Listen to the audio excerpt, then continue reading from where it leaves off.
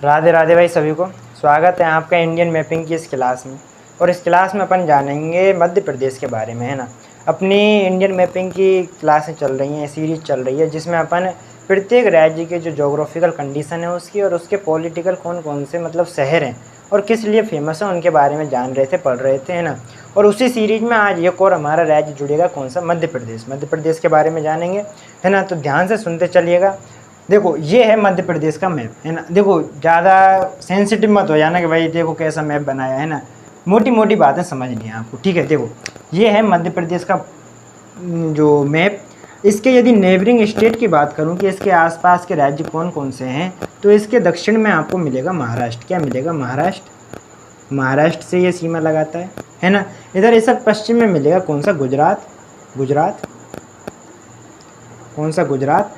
इधर मिलेगा राजस्थान। राजस्थान से सीमा बनाता है। इधर यूपी से सीमा बनाता है और इधर छत्तीसगढ़ से ये सीमा लगाता है ना।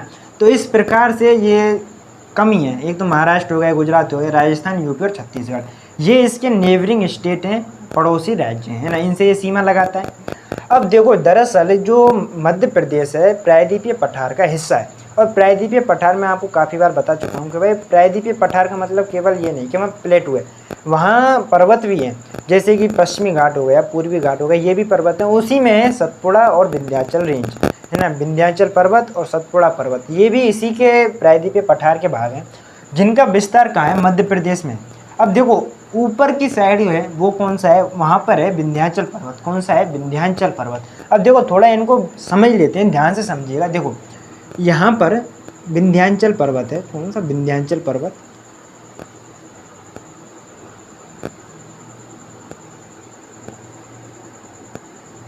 कौन सा है? विंध्याचल पर्वत। ये कौन सा है? विंध्याचल पर्वत, है ना। अब दरअसल जो विंध्याचल पर्वत है उसको 3 भागों में बांटा गया है। अब ये केवल मध्य प्रदेश में नहीं फैला हुआ, ये भाई गुजरात से प्रारंभ होकर मध्य प्रदेश में भी जाता है, फिर ये अपने यूपी में भी जाता है और फिर ये बिहार तक भी जाता है, बिहार झारखंड तक, है ना। तो ये मेन जो इसका पूरा हिस्सा फैला हुआ है, कौन सा? विंध्याचल, जो मध्य प्रदेश में फैला हुआ है। अब देखो जो विंध्याचल पर्वत है दरअसल भारत को 2 भागों में बांटता है। एक तो हो गया उत्तरी भारत और एक हो गया दक्षिणी भारत। तो 2 भागों में बांटने का भी काम करता है, ये भी चीज़ आपको ध्यान रखनी है। अब ये जो 3 श्रेणी हैं इसकी, इनका अलग अलग नाम है। क्या क्या नाम है? देखो ये जो पहली श्रेणी है इसको बोलते हैं विंध्यन। क्या बोलते हैं? विंध्यन। क्या बोलते हैं? विंध्यन बोलते हैं इसको।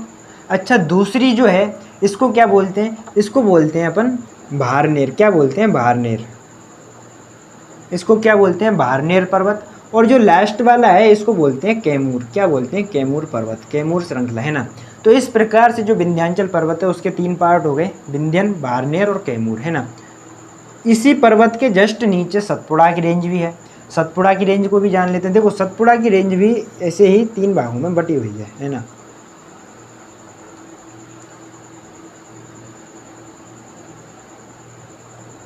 सतपुड़ा की ऐसे ही 3 भागों में बटी हुई है ना।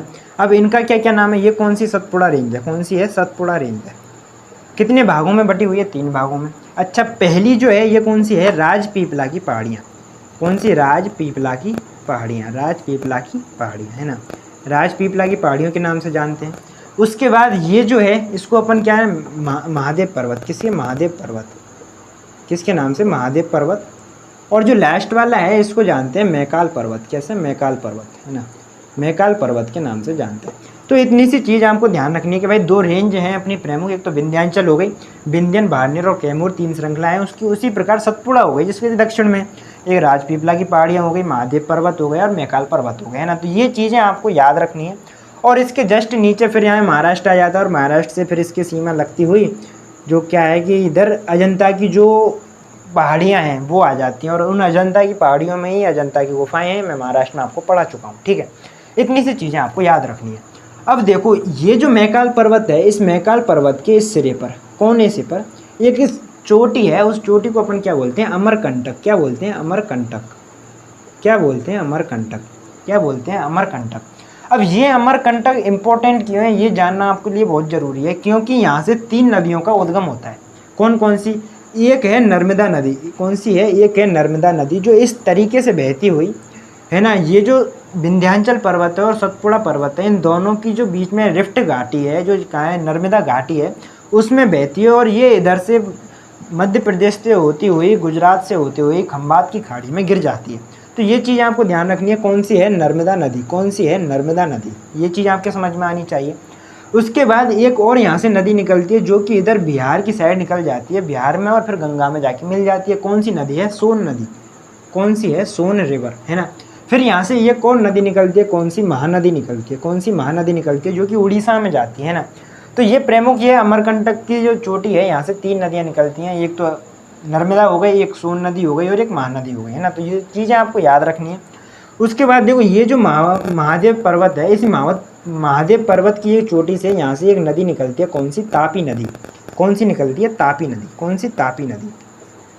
कौन सी नदी निकलती है, तापी नदी, है ना। अब ये तापी नदी भी यहाँ से निकलकर फिर ये महाराष्ट्र में चली जाती है, फिर ये गुजरात में, और गुजरात में जाकर ये खंबात की खाड़ी में गिर जाती है। सूरत किस नदी के किनारे है, तापी नदी के किनारे। किस नदी के किनारे है, तापी नदी के किनारे, है ना। और जब गुजरात पढ़ाऊंगा मैं आपको और डिस्कस करेंगे उसके बारे में। तो ये जो पूरा जोग्राफिकल कंडीशन है ये आपके दिमाग में होनी चाहिए, कहाँ कहाँ पर्वत है, कौन कौन सी इसकी प्रमुख नदियाँ हैं। ठीक है, इतनी सी बात आई आपके समझ में। अब देखो, हालांकि नर्मदा नदी है, अब इस नर्मदा नदी पर भाई साहब आपके क्या है कि इस मध्य प्रदेश में प्रमुख झरने हैं, जिन्हें हम क्या बोलते हैं, जिन्हें हम झरने या फिर कहें कि, है ना। तो ये भी हैं इस पर, तो उनके बारे में अपन जानेंगे। उसके लिए अलग से एक स्टैटिक जीके की क्लास है, उसके बारे में समझ लेना, है ना, कि कौन कौन से प्रमुख जलप्रपात हैं, कौन कौन से प्रमुख झरने हैं। ठीक है, अच्छा, ये तो हो गया इसका जोग्राफिकल कंडीशन बारे में। ठीक है, अब अपन पढ़ते हैं इसके कौन कौन से प्रमुख शहर हैं, उनके बारे में जानने का प्रयास करते हैं। तो थोड़ा ध्यान से समझते चलिएगा, है ना। देखो, अब किसके बारे में बात करते हैं, शहरों के बारे में, कौन कौन से इसके प्रमुख शहर हैं।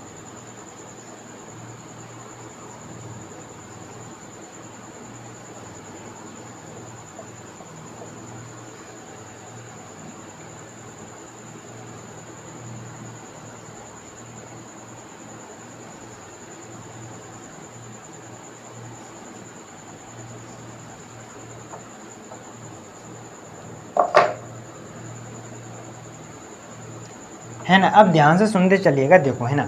अब यदि इसके प्रमुख शहरों की बात करते हैं अपन, तो ये जो इधर शहर है, कौन सा, यहाँ, कौन सा, यहाँ पर कोने कोने में ये शहर है। इस शहर का नाम है सिंगरौली। क्या नाम है, सिंगरौली। क्या नाम है, सिंगरौली, है ना। दरअसल ये पठारी भाग है और कोयले उत्पादन के लिए जाना जाता है।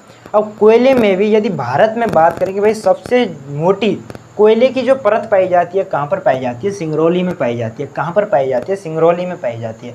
कोयले की सबसे मोटी परत कहाँ पर पाई जाती है, सिंगरौली में पाई जाती है। तो ये आपको याद रखना है। उसके बाद आप इधर आओगे थोड़ा सा, तो यहाँ पर आपको एक शहर मिलेगा, कौन सा, पन्ना। क्या मिलेगा, पन्ना। पन्ना दरअसल यहाँ हीरे की खान है ना। तो हीरे की जो खान है वो कहाँ पर है, पन्ना में। दरअसल देखो, यूनेस्को ने हमारे भारत में लगभग 18 जैव विविधता केंद्र है ना, प्रेम, जो भारत के स्तर पर अपन बात करते हैं 18 हैं, जिसमें से 12 को अंतर्राष्ट्रीय स्तर पर मान्यता मिली हुई है।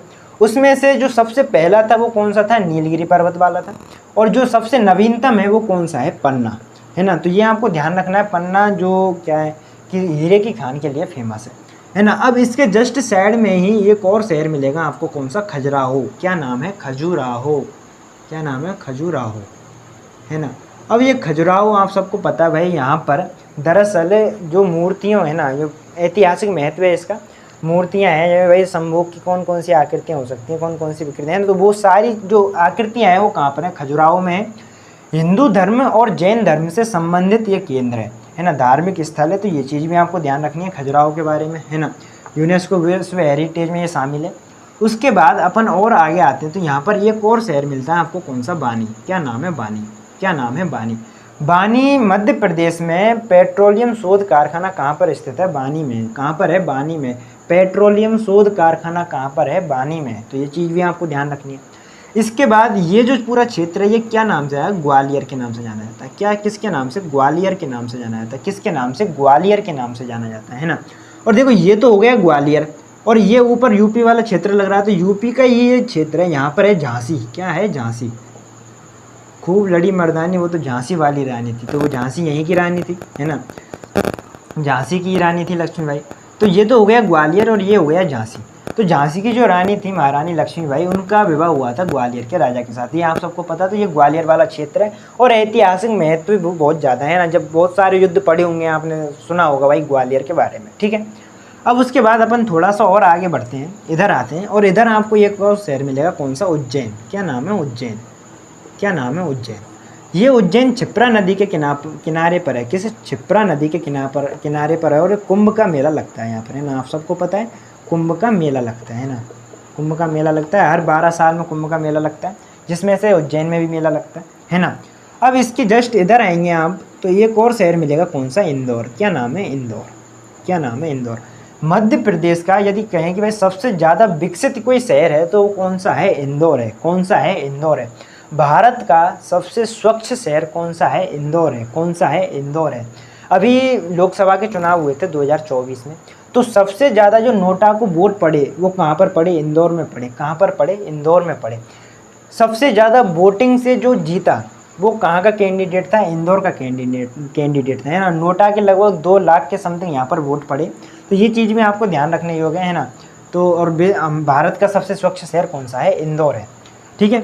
अब इसके बाद अपन और नीचे आएंगे तो यहाँ पर एक शहर मिलेगा आपको, कौन सा? महो कैंट। क्या नाम है? महो कैंट। किस नाम से है? महो कैंट। अब देखो ये जो महो कैंट है, दरअसल देखो कैंट का मतलब क्या होता है, जैसे कोई बड़ा शहर होता है तो उसके पास में एक छोटी सी सेना की टुकड़ी रहती है जिसको अपन कैंट कहते हैं ना। कि भाई शहर में यदि कोई उपद्रव हो जाए या फिर कोई दंगाई घुसाएं या फिर ऐसे कोई भी ऐसी मनोस्थिति हो जाए कि भाई सेना की आवश्यकता पड़े, तो उसके लिए जो बड़े शहर होते हैं ना उनके पास में कैंट बना दिए जाते हैं। जैसे कि भाई आगरा है तो आगरा के पास में आगरा कैंट मिलेगा। जोधपुर शहर है तो जोधपुर के शहर के पास में जोधपुर कैंट मिलेगा।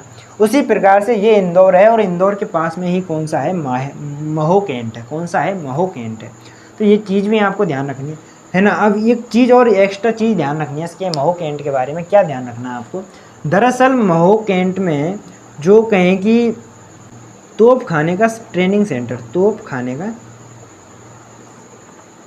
ट्रेनिंग सेंटर, तोप खाने का ट्रेनिंग सेंटर कहाँ पर है? महो कैंट में, है ना। तो ये चीज़ भी आपको ध्यान रखनी है भाई, तोप खाने का ट्रेनिंग सेंटर कहाँ पर है? महो में है, महो कैंट में, ठीक है। अब उसके बाद यदि और अपन प्रमुख शहरों की बात करें तो यहाँ पर आपको एक शहर मिलेगा, कौन सा? नेपा नगर। क्या नाम है? नेपा नगर। क्या नाम है? नेपा नगर। क्या नाम है? नेपा नगर। नेपा नगर किस लिए फेमस है? अखबारी जो कागज़ होता है, अखबार का जो कागज़ होता है वो कहाँ पर बनाया जाता है? नेपा नगर में बनाया जाता है। कहाँ पर बनाया जाता है? नेपा नगर में बनाया जाता है ना। अब देखो ये भी जो नीचे वाला क्षेत्र है ना, ये भी पर्वतीय क्षेत्र है, और इस पर्वतीय क्षेत्र में एक दर्रा बना हुआ है, एक पास है एक, है ना। और उस पास का क्या नाम है? बुरहानपुर दर्रा। क्या नाम है? बुरहानपुर दर्रा, है ना। ये जो बुरहानपुर दर्रा है दरअसल उत्तर भारत को दक्षिण भारत से जोड़ने का काम करता है बुरहानपुर दर्रा। तो ये चीज़ में आपको ध्यान रखनी है। कहाँ पर है? एमपी में। एमपी में बुरहानपुर के नाम से एक शहर भी है, वो इसी के पास है, और ये बुरहानपुर दर्रा, ये भी आपको ध्यान रखना है। और इसके जस्ट ऊपर क्या है? नेपा नगर है। नेपा नगर के आप इधर चलोगे थोड़ा सा तो यहाँ पर एक और शहर मिलेगा, कौन सा? होशंगाबाद। क्या नाम है? होशंगाबाद। क्या नाम है? होशंगाबाद। कौन सा शहर है? होशंगाबाद। होशंगाबाद किस लिए फेमस है? जो अपनी करेंसी होती है, जो अपना नोट है ना, कागज़ का नोट है, उसका कहाँ पे निर्माण होता है? कहाँ पे होता है? होशंगाबाद में होता है। कहाँ पे होता है? होशंगाबाद में होता है ना। तो ये भी चीज़ आपको ध्यान रखनी है, जो नोट वाला कागज़ होता है उसका निर्माण कहाँ होता है? होशंगाबाद में होता है, ठीक है। इतनी सी चीज़ आपके समझ में आई, है ना। अब देखो यहाँ पर 3 शहर हैं प्रमुख। यहाँ कहाँ पर? यहाँ पर 3 शहर हैं प्रमुख, एक यहाँ पर है, एक यहाँ पर और एक यहाँ पर है। कौन कौन से हैं? देखो ये जो शहर है, ये शहर कौन सा है? ये शहर है आपका भोपाल। कौन सा है? भोपाल, है ना। और भोपाल आपको पता है भाई मध्य प्रदेश की राजधानी है। और भोपाल गैस त्रासदी, आपको पता होगा, मिथाइल आइसोसाइनाइड जो गैस थी वो यहाँ से लीकेज हो जाती है और बहुत बड़ी त्रासदी हमको देखने को मिलती है ना। तो भोपाल अपने को पता है सबको। उसके बाद यहाँ पर ये जो शहर है ना, कौन सा है? रायसेन। इसके पास में ही है, भोपाल के पास में, कौन सा? रायसेन। रायसेन का इसका थोड़ा ऐतिहासिक महत्व है। देखो रायसेन में दरअसल जो भीमबेटका की जो गुफाएं हैं वो मिली हैं। अब भीमबेटका की गुफाओं में क्या है? दरअसल जो आदि मानव था, आदि मानव ने सबसे पहले जो शैल चित्र बनाए थे ना, जो दीवारों पर जो शैल चित्र बनाए थे गुफाओं में, वो कहाँ पर बनाए थे? रायसेन में ही भीमबेटका गुफाएं हैं, वहाँ पर बनाए थे। तो रायसेन को अपने को ध्यान रखना है, ठीक है। उसके बाद ये जो शहर है ये कौन सा है, सांची। क्या नाम है, सांची। क्या नाम है, सांची। सांची का स्तूप है ना, ये आप सबको पता है, बहुत ज़्यादा फेमस है सांची के स्तूप, है ना। अच्छा अब देखो यहाँ पर एक शहर और मिलेगा, कौन सा आपको, जबलपुर। क्या नाम है, जबलपुर। क्या नाम है, जबलपुर। कौन सा शहर है, जबलपुर, है ना। तो जबलपुर आप सबको पता है, और इसी के पास में ना, इस जबलपुर के पास से ही जो नर्मदा नदी निकलती है, ये भी चीज़ अपने को ध्यान रखनी है। देखो जबलपुर में दरअसल जो मध्य प्रदेश है, मध्य प्रदेश का हाईकोर्ट कहाँ पर है, जबलपुर में। अब देखो बेसिकली यही चीज़ होती है, जो स्टेट है उसकी जो राजधानी है उसी में हाईकोर्ट मिलते हैं, लेकिन ऐसा हर जगह संभव नहीं है।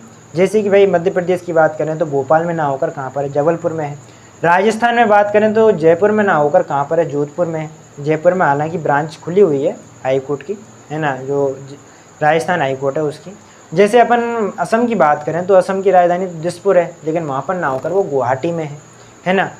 तो ये सारी चीज़ें हैं, ये अपने को याद रखनी है। तो आई थिंक ये देखो प्रमुख शहर हो गए, यहाँ पर अमरकंटक हो गए, है ना, ये भी अपने बात कर ली। होशंगाबाद, नेपानगर, बहुत सारे यहाँ आपने नाम सुने होंगे, लेकिन आज आपने इनकी लोकेशन भी देखी कि भाई लोकेशन कहाँ पर है ना।